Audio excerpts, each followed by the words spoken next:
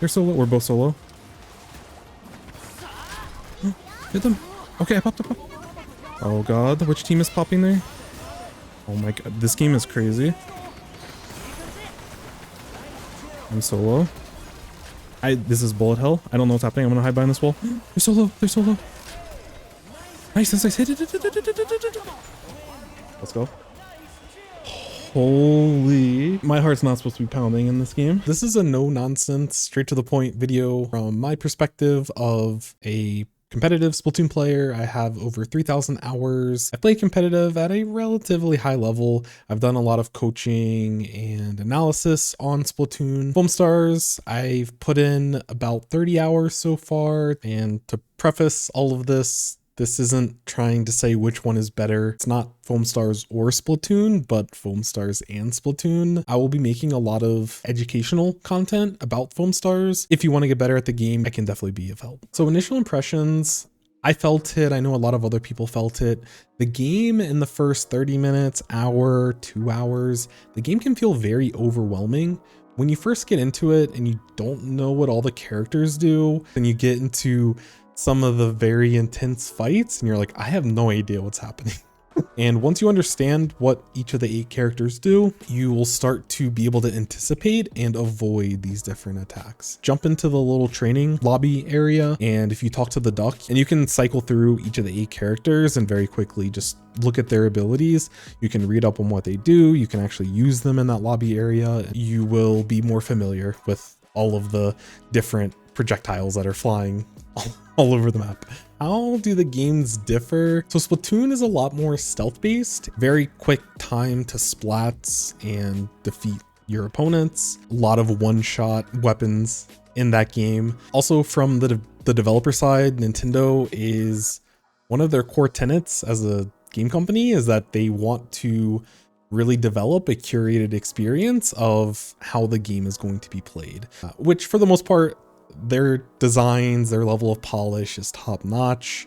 Usually it is not necessarily a bad thing. But if you've been playing Splatoon 3 for as long as I have, the glacial pace of them making updates to the game, maybe some not so nice things to say about the map design. And that's why Foamstars has been such a breath of fresh air for me. There's a lot more freedom in your movement, in being able to use your abilities. The game has, it's not that the fights are slower, but there's a little bit more of a build up. I think if you've played Overwatch, you kind of know what I'm talking about, where like there might be little scraps and little fights, but usually there's like a slower build up. And then there gets to a point where people start using their specials and start throwing out abilities.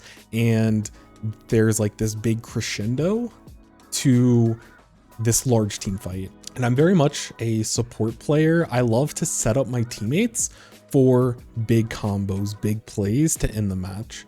For a long time in Splatoon, I've wanted some sort of like CC ability where you can like knock up the enemy or stun them or be able to interact with the opponent without just doing direct damage to them.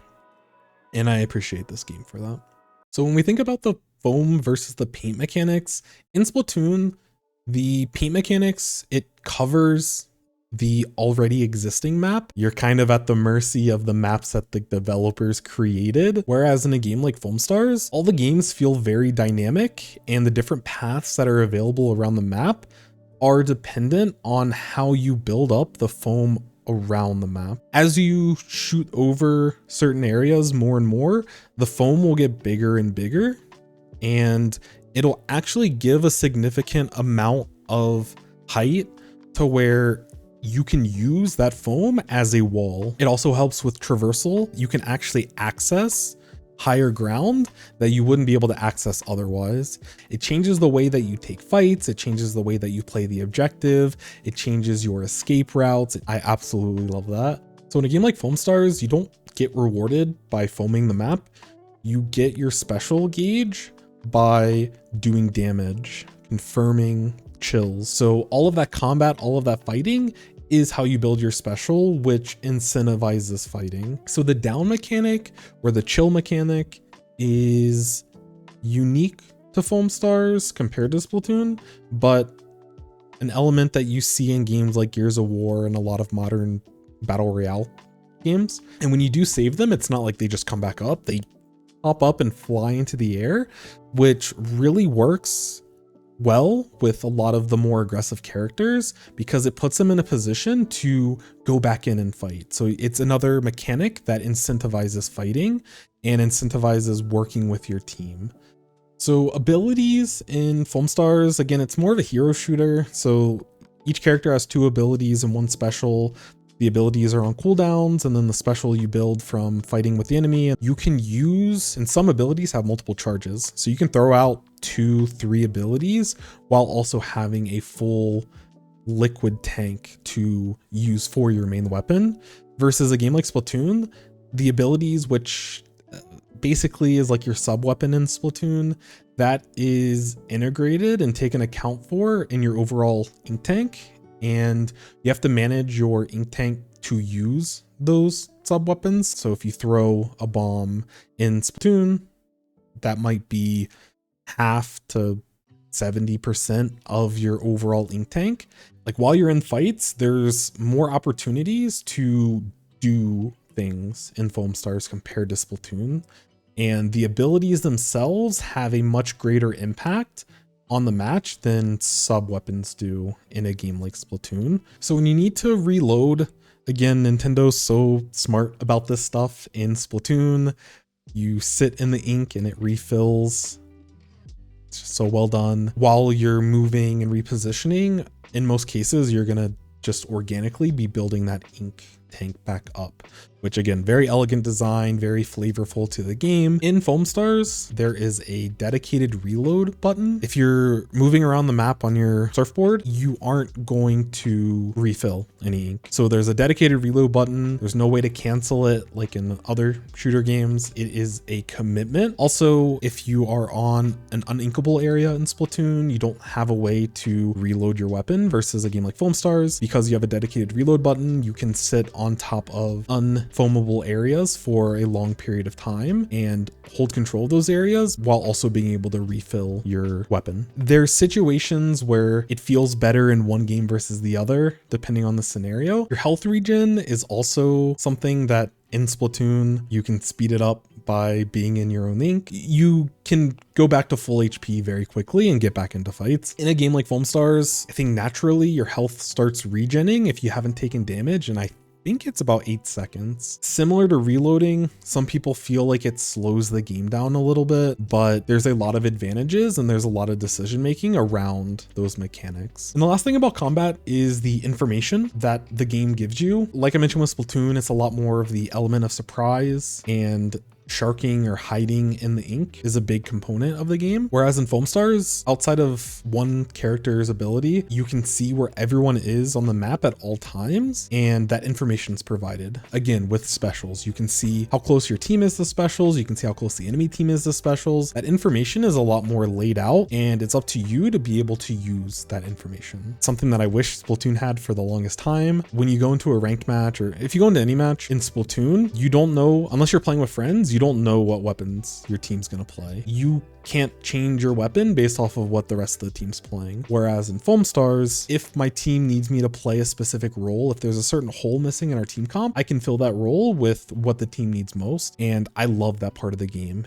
I wish that decision making was in Splatoon. I understand the simplicity that Nintendo's going for in Splatoon, where they just want to get you into a game. For someone like me that's able to fill a bunch of different roles based off of whatever the team needs, there's an advantage that I have going into matches that I wouldn't otherwise have in a game like Splatoon. So looking at the game modes, Splatoon has technically 5 different game modes for ranked modes. I would say for the most part, all of them play pretty well. Foamstars has 3 game modes currently. 2 of them are incredibly strong, incredibly well thought out. A third one is a little bit quirky and feels more casual. I think Smash the Star is my favorite mode out of all of Splatoon and all of Foamstars.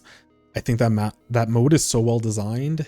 whoever has performed the best becomes the superstar. And once the superstar's out in play and they'll be indicated in the game, they're basically like a mini raid boss, and they basically require a full team to take them down. The developers were able to turn Team Deathmatch into an objective based mode, and they did it so well, and they allow, again, the best players on the teams to potentially carry the rest of the team. You proved yourself in the first half of the game to become the superstar, and you have more weighting in winning the game for your team. And I think it's so well done. It feels so competitive. And then the other mode that I consider the more competitive mode, Rubber Duck Party, is basically tower control. All of the flaws that I have with tower control in Splatoon, they have addressed with the way that they've designed Rubber Duck Party. Again, I'll go over it in a different video. That mode is so well designed. It gets rid of a lot of the cheesy elements that currently exist in tower control within Splatoon. And so in Splatoon, you can play every map in the game for all the different modes. So the map mode combinations are massive. For a game like Foamstars, you get 3 unique maps per mode. So there's a total of 9 maps, but each map is created for that mode. All of the maps in Foamstars work really well with the modes because they're made for that mode. Whereas in Splatoon, some maps work well with all the modes, some maps work well with some of the modes, and a large part of the maps don't really work well with any of the modes. So with the movement in this game, as I mentioned before, verticality is a resource because a lot of the fights happen in the air as well as on the ground. The jumping and the overall movement is a little bit floatier in Foamstars. In Splatoon, movement is very tight and you have a ton of control over everything, and there's definitely a lot of skill expression in having very good movement, whereas Foamstars is a lot more generous with its movement options. Your jumps are a little bit higher.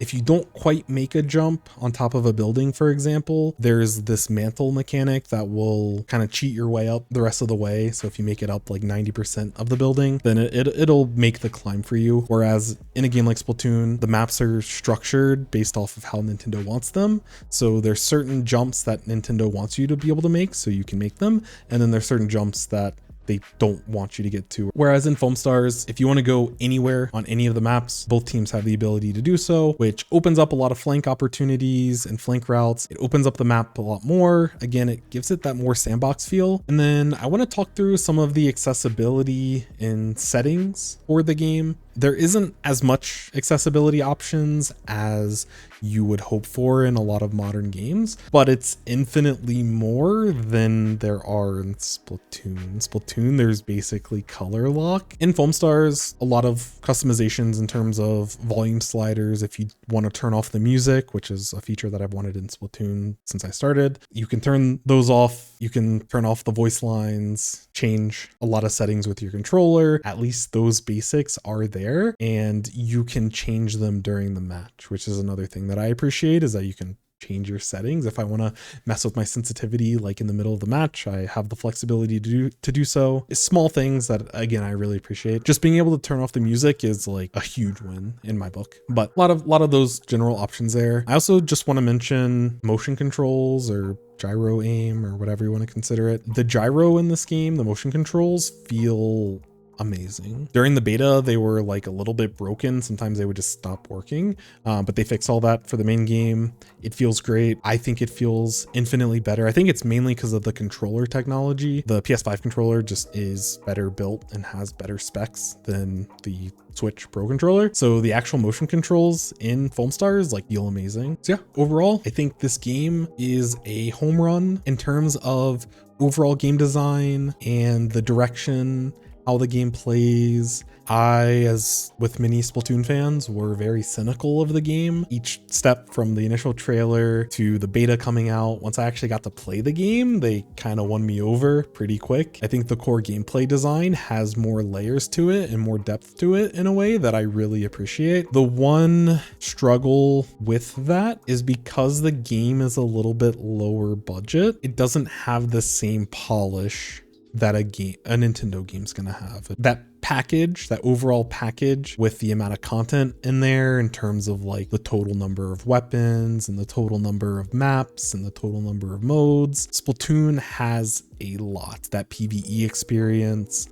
that story mode, all of that is way more fleshed out and there's a lot more of it. The Foamstars devs definitely have a roadmap. They're going to add at least 1 or 2 new game modes over the next year that they plan on supporting it. They're going to add additional maps, additional characters. The idea, rock solid. The characters, all amazing, all unique, have separate play styles. I'm going to be doing everything I can to build this game up. I'm going to be coming out with a lot of guides, things that I see people struggle with already, teaching people the different mechanics, teaching people the modes. I want to support this game and champion this game as much as I can. If you're interested in Foamstars content, mostly on the analytical side, improvement side, talking through the different mechanics, talking through gameplay, helping you improve, this is the right place for you. So appreciate you all. Shout out to the Foamstars devs. They've really knocked it out the park and they created something special. Ultimately, this game is special. Until next time,